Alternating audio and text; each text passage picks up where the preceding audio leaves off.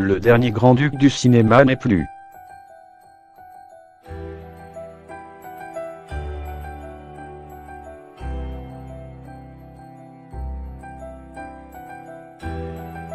D'une époque où les acteurs se délectaient à jurer et fumer à l'écran. L'acteur Jean-Pierre Marielle, grande figure du cinéma français qui l'aura marqué de sa voix caverneuse, est décédé mercredi à l'âge de 87 ans des suites d'une longue maladie.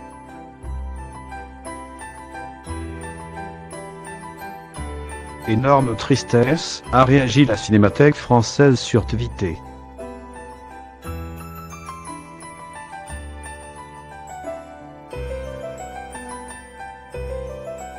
Dieu a simplement voté le réalisateur Quentin Dupieux au poste avec une photo de Jean-Pierre Marielle.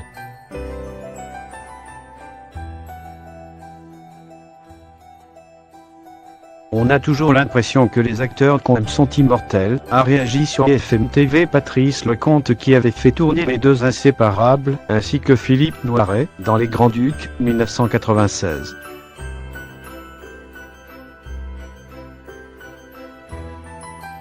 Une appellation qui sied parfaitement à la personne de Marielle.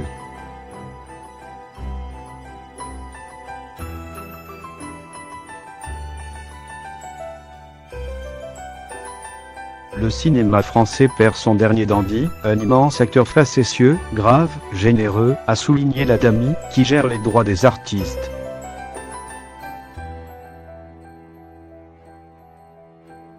Le comédien avait disparu des écrans depuis quelques années, après avoir joué dans plus d'une centaine de films, sous la direction notamment d'Audiard, Blier, Molinaro, Motti, Sautet, Tavernier, Millet, et d'innombrables pièces et téléfilms.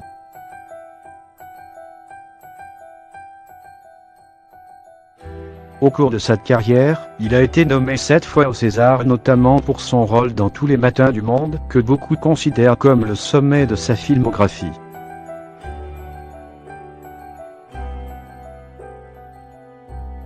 Les Césars?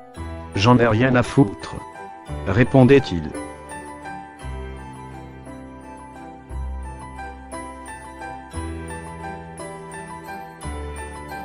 Il nous entraînait aux frontières d'un génie irremplaçable.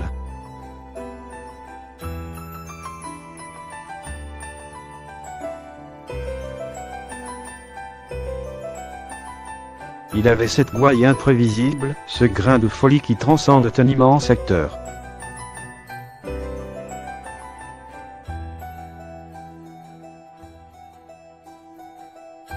Sa voix si reconnaissable par son mêleux et la justesse de sa diction nous entraînait aux frontières d'un génie irremplaçable, à la Cérole, à la Picole et à la lui, s'est souvenu l'ancien président du Festival de Cannes, Gilles Jacob.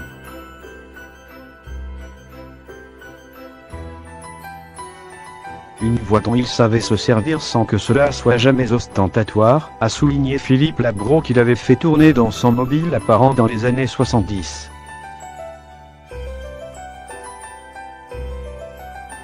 La voix, le charisme, les yeux rieurs et le sens du jeu.